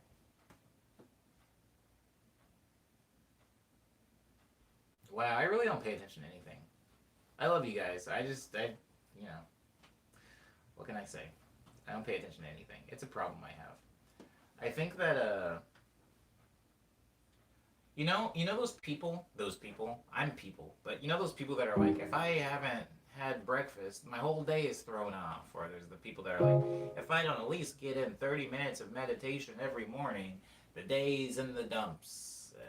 People like that. I'm people like that. And I think my version of that is being very, very physically active.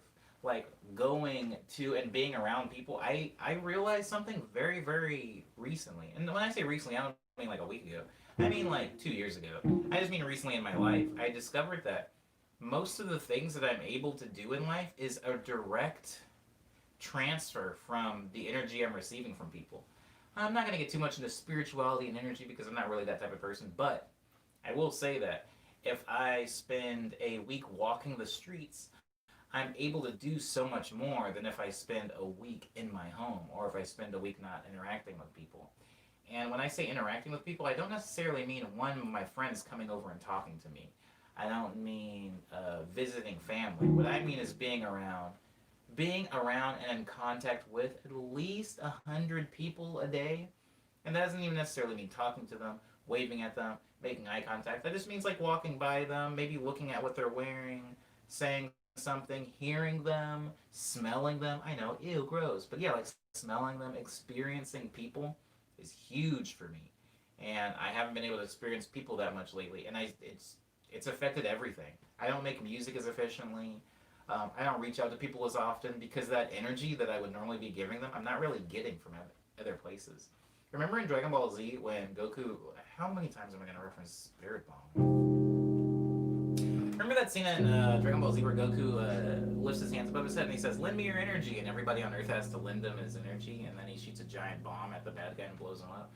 I feel like that is me, which is funny because that's the opposite of my Omni v Ehi analogy, but I think that I do feed off of like everything else when it comes to spending energy anywhere. Even when it comes to like making music, guys, I don't make music just because I hear music. I make music because I eat things. I make music because I see and hear people. I make music because I watch people do things. I watch people walk. I make music because I'm in a town where I'm hearing a language that I've never heard before. That's where my music comes from. It's not simply coming from listening to a new Kate Renata track or an old John Coltrane recording. It's life experience. And when I'm not getting a lot of life experience, it's really hard for me to engage with things. I just get really exhausted. So the idea of like seeing a group chat is like immediately exhausting to me. So I'm not ignoring okay, all right. All right, I'm getting messages. Anyways, I'm not ignoring the group chat, and I'll be better about being more attentive. It's just it is a lot for me, for whatever reason right now, and I apologize. Okay, when we officially get out of quarantine, we're gonna be a society that will be unable to talk to other people. Hmm. Interesting. Some people already couldn't talk to other people.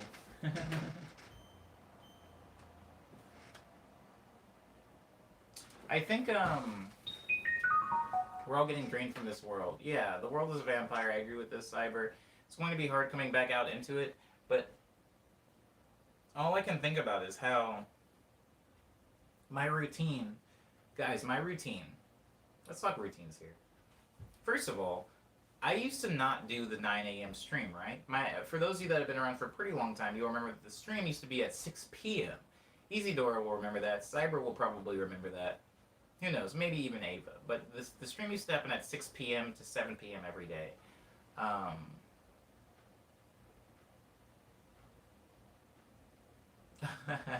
Word up, Cyber. I'm down. I'm down. But yeah, the streams used to happen in the evenings. Now, you may be thinking, well, so what? Who cares? Stream's a stream, but not necessarily. This changed the way I went about my day. My day was pretty structured. I woke up, I meditated, I worked out, I made my smoothie. While I was consuming my smoothie, I would write in my journal about the day before. I would pack up everything, my laptop and stuff, and I would get on the bus. I'd go to downtown, usually the arts district, and I would find some place, whether it was a park, a cafe, coffee shop, whatever. And I would just sit down and I would work on music. I would work on writing. I would work on composition. I would work on arrangements. I would work on. It was basically think about the Friday stream. Imagine that exact stream, but imagine it happening remote, and I'm not doing it with eyes on me. I'm just kind of working on jumping back and forth between a lot of different projects. And then when it would get kind of dark, this is usually in the latter part of the year. So when it would get kind of dark around like 6 or 7, I would get the bus. I would come home, and by the time I would get home, I would start my evening stream playing piano. I would close out that stream, and then I would work on a few last minute projects, and then I would play video games or watch movies or TV shows until 10, 11, and then I would go to bed. Now, there wasn't really a lot of idle time with this schedule. My only idle time was spent usually on the buses and subways, in which case I was like looking at the world around me. I was taking a lot of stuff in. Sometimes, but not too often, I would be listening to a podcast. But that was what my day used to be. Now, significantly different. My day is I wake up, I meditate, I work out, get my smoothie. That part's the same. But then I stream first, which can be good because you guys are usually pretty positive, so it can be a good start to my day. But the way that this kind of has hurt my day is now I don't go to downtown. Once the stream ends, I kind of sit in my computer chair and I try to work. So I'm not really seeing a lot. Between the hours of 6 a.m. and 3 p.m., I'm kind of just seeing these four walls. This is where I meditate. This is where I work out. This is where I stream. This is also where I work. This is also where I watch TV shows or movies. And so it can be, it's a lot, you know. It's just a lot. And so I for whatever reason, I'm not getting a lot of energy from the outside world. And when I do go out, I don't need to tell you guys, it's a little bit of a different environment. I don't live in Florida, so when I go out, it's still pretty buttoned down. Boy, Josh, sorry, Josiah. Sorry, Josiah. My eyes are trash. It was on Instagram. Yes, the evening streams used to be on Instagram and Periscope and Facebook. I used to do 3 streams back to back because I was a fool. I was a fool. And you know, when I said I was going to move to the streams to YouTube, people said, no, what are you doing? Don't do that. That's crazy talk, Omni. Oh, I love these guys, these.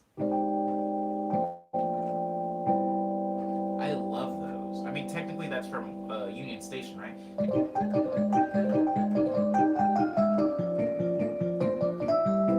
But something about these notes together feels really good. If there's some other way I can contextualize those. Anyways, I'm getting distracted. The Periscope audience was always fun and wild. Yes, Jesse, because the Periscope audience was like 80% strangers. And then, 10% people that had come into the stream previously. And then 10%, I don't know, assailants? I don't know what you want to call those people, like actual trolls that would just come in to be mean. But when I came over here to YouTube, it was really hard at first. I mean, if you go back and look at like Morning Medley number 1, Morning Medley number 2, Morning Medley number 3, there wasn't really any body in them for the whole thing. And I don't know how long they actually lasted. Maybe they were only 20 minutes to 30 minutes, but there wasn't really a conversation. It was more so just me playing at all. I think I just started playing. But yeah, when I came over to YouTube, it was really hard at first, but I feel like things have kind of finally leveled out. Most of the people, well, not most of the people, but the people that came over seem to enjoy the YouTube one. I enjoy the YouTube one particularly for a few reasons. One, I can do it in landscape and not in portrait. Two, I can actually see what you guys are saying. In the Periscope ones, comments would disappear. In the Instagram one, they would get pushed out and I would have to scroll on my phone. It was just a lot. And I also like this because I can have the questions right here while I play piano. But the other way, they were like sitting on my windowsill and it caused like this weird, you get it. Point is, it's just a little bit easier for me to do. And I also like that they're saved and I can catalog and playlist them. So now I have 233, but if you scroll back, you can see, 233 down to 1. You can see where all of them have happened. I still remember that one weird coordinated attack. That was a strange day. Oh crap, was there a coordinated attack on me? When is my smear campaign? When am I gonna get my own smear campaign? There's like 2 or 3 people who just dropped in and started saying some dumb stuff. Oh, yeah. Yeah. Somebody would like call me the N-word and like make fun of my face or something like that. There's usually somebody that would do that. They would like do it and then I think they would get bored. I have a lot of, I don't know if the word is respect, but a lot, I'm enamored with, enamored? No, not enamored. Shocked. Interested in?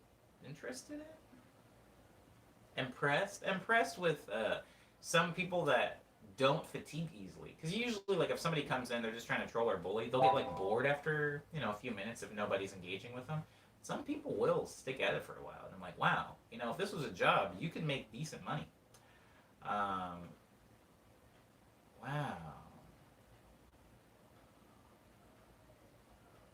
Whoa. Ava, chill.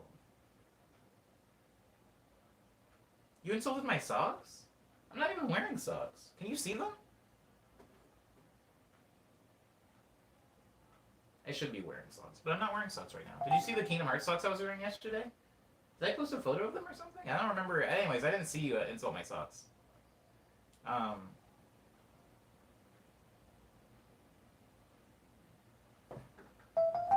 Word up, Ava. I've been wearing Kingdom Hearts socks for the past 4 days in a row, and I'm not proud of myself. I'm not proud. I think we could probably start rounding it up. It's 10:59. We hit the 2-hour mark.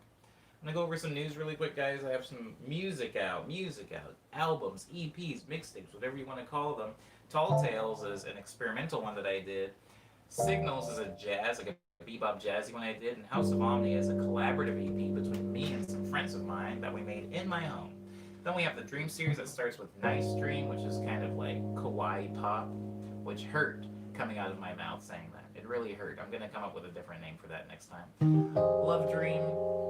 It's kind of like a electronic R&B, poppy love song story that spans 6 tracks with intermissions. Interlude, sorry. Speed Dream is a short story about a street racing gang in a fictional town I made up. Daydream is an orchestral breakbeat drum and bass album that I sing on quite a bit. After that, we have Lush Dream, which I also sing on, but is very long, 33 tracks of kind of like chill, loungy beats, you know. And then after that, we have Quick Breath, which is like pop house, and then we have Ego Death, which is more like ambient chill. And all of those things can be found on Bandcamp, SoundCloud, Spotify, iTunes, Apple Music, Google Play, Amazon MP3, Tidal, Groove, Deezer, Pandora, Napster, and YouTube. Liana says that they cannot wear socks at home. I love wearing socks. I love wearing socks. I don't really like being barefoot. Back in Arizona, it was hard to catch me barefoot. However, here in LA, I just don't have AC, and sometimes it's really hot. Socks are a lot, so I'll take them off. But I don't really like being barefoot. I'm a sock man. I'm a sock man. Only when things get a little too hot do I remove the sock. If I was wearing socks, they'd be trash. Well, they'd be Kingdom Hearts socks, so you'd be right, Ava. They would be. If I was wearing socks, they would be trash. I wore the Donald Duck Kingdom Hearts ones yesterday. And before that, the Sora ones. I think today I'm gonna do Goofy, and then after that, I don't know what the other ones have on them. Oh, they just have Heartless on them. Well, I guess that makes sense. Donald was so annoying, says Ava. Donald was, is, and will ever be very annoying. I mean, I thought they were both really annoying. I hated them. One of the main reasons that I like Birth by Sleep so much is because they weren't really present. You didn't have to deal with them constantly being around. Ugh. Same thing with 358 over 2 days. I like not having allies. I like games. Don't get me wrong, I love games where you have allies. Final Fantasy 15, if you've played it, wow, what a game, right? Beautiful, beautiful, fun game. I actually might buy it. It's on sale right now. There's a big in Japan sale happening right now on PlayStation. I might go ahead and pick up Final Fantasy 15 because the version of it that I played and beat was my roommate's version. In fact, there's a little bit of a point of contention with me and my roommate because I did accidentally overwrite their save file. I never felt so bad. Guys, I've done some awful things in my life. I've done some horrible things. I felt so off. It was an accident. It was an honest mistake. I was just doing the, you're sleepy and you're just spamming X, and I forgot that his save file was the one at the top, and it was like overwrite, and I had pressed X, and then it was already doing the little circle thing, and I was like, oh my god, what am I gonna do? I told him, and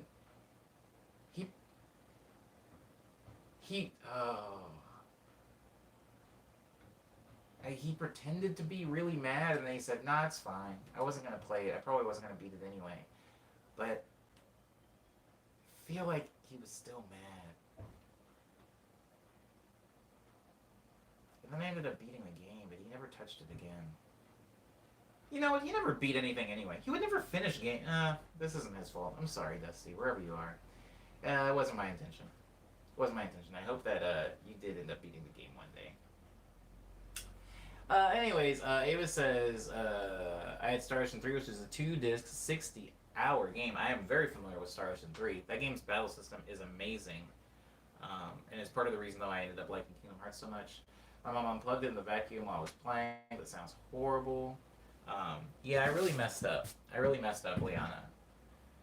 This is why people shouldn't share PlayStations. This is why I particularly don't like people playing my PlayStation. I would just prefer people. This is gonna sound like really superfluous and maybe like I'm some kind of consumer monster, but I prefer that everybody in a house actually have their own console. Now, obviously, there becomes a line where this is wild. Like if you have like 7 kids and they all game, maybe don't have 7 Xboxes, maybe don't even have 7 TVs in the house. But I think when it's like you and a roommate, I don't think you should be sharing a PlayStation. I think one person has a PlayStation, the other person doesn't, and if they want one, they should buy one. To me, it's almost like sharing like a gaming PC. It's like this is a very personal thing. Like this is mine. But I understand how selfish this makes me sound. I mean, I paid for it. Screw selfishness. I paid for it. Never mind. It's not selfish. Leona says, I thought my brother overwrote my Final Fantasy 15 game, but I was just dumb. His profile. I was just dumbing on his profile, not mine. That's funny. I'll share the console, but you have to buy your own save card, etc.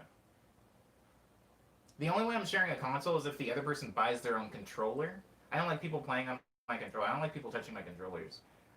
If the other person buys their own controller and buys their own games and works off of their own profile and has their own PlayStation online account, and at that point, it's like, yo, just buy your own console. I don't even like people using my PSN account because it's like I have to pay for that every month.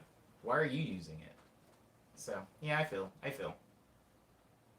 but that's just me being very, very particular. Maybe it's because I had quite a bit of siblings, but as soon as I was able to buy my own things, it was like I don't want anybody else touching it. I don't want them breathing on it. I don't want them looking at it. Like, leave my stuff alone. Like, I actually finally have my own thing, which is cool. Um, for all the only children out there, I don't know what it's like for you. I don't know what it's like for you. I don't know how you guys learned how to share. I know that some people come from big families and it makes them more willing to share and better at it. But I think that coming from a family and having a share made me understand the virtue in sharing, but also made me very particular about buying my own things. Once I buy my, like, if I didn't buy it, I'm cool with sharing and I totally understand. But if I spent my hard earned money or effort on this thing, like, nah, this is mine, you don't touch it. I bought my first console, PS2, for my older brother because he hated sharing. I had to share, and my brother lost a copy of Shenmue. Sounds horrible. This is a really good anecdote why you should never share, people. Don't let this happen to you. God, Shenmue was a good game. I probably learned to share to go against my older brother example. Oh, it's kind of cool. Hello, Dar. Dar is coming in at the very end of the stream once again, but we're glad to have you. I hope you had a good Tuesday yesterday, Dar. For you and anybody else that watched the presidential debate, I'd like to apologize on behalf of, I don't know, the country. It was what it was. I'm not going to talk about it. This is not a breakdown here, but it was a thing. And I saw it, and I didn't particularly feel good after I saw it. So now I'm going to play a song called Hush Hour, a song that I arranged abroad while I was in Hong Kong.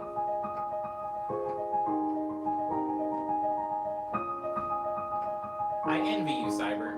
I mean, I had the opportunity not to watch it, and I chose to, just because I chose to.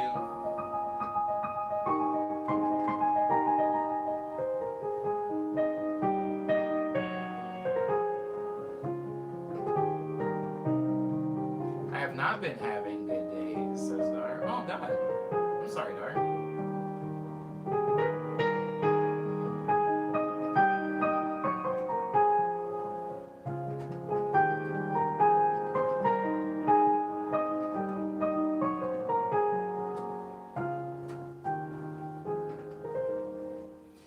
I play this song, guys, and I can smell the Hong Kong airport.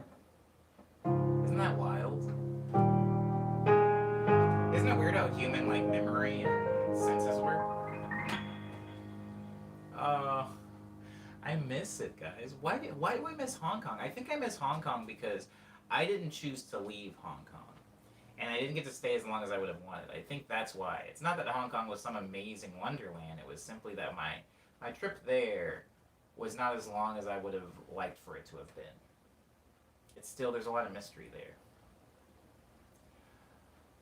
I can only watch for 10 minutes, says Liana, who turned off the debate after 10 minutes. That's fair. We talked about how, like, some people are really sensitive to secondhand embarrassment, or some people are really sensitive to the gradual, or I guess expedient decay of their own nation. I don't know. Ava says, I miss Tokyo so much. Tokyo is very great. Tokyo is a very great place to be. I watched a video recently, yesterday, about 2 days ago, about Tokyo. Somebody was doing things in and around Tokyo, and I was like, wow, what a city.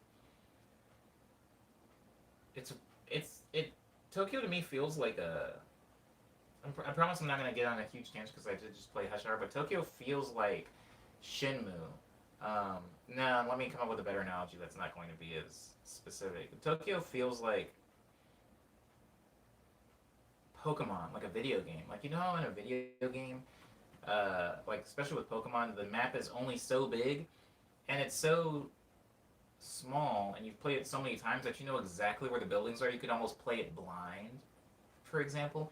And if one small thing changed in one of the Pokemon towns, you'd be like, that's different. Like, you know the town so well because it's so small and it's so specific. It's very doesn't change, over time.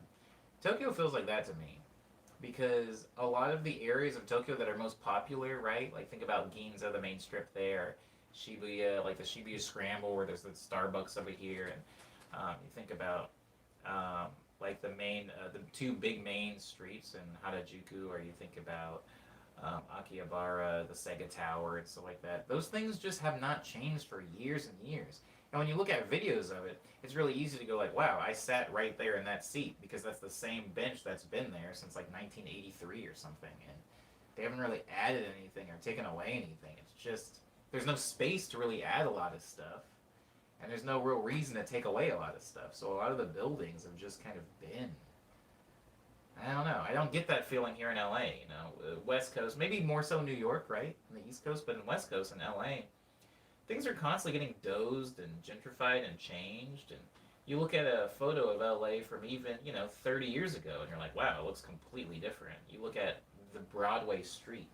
There's a pharmacy that has all over it has photos of what Broadway used to look like, and you're looking at the photo and you turn around and go like, where is literally anything? Like everything's gone. Now there's just lofts there, and there's a freaking Shake Shack that's not like the old theaters are gone, So, anyways, Ava misses Tokyo. I miss Hong Kong. We all miss traveling. I'm gonna go ahead and cut this stream. Erwin says never been out of the U.S. Erwin, well, glass half full. Erwin, it's hard to leave right now, and at least you're not nostalgic for a thing that you can't currently do. So, I'm happy for you that you don't have this weird sadness that like me and Ava have, where it's like, oh, I miss traveling.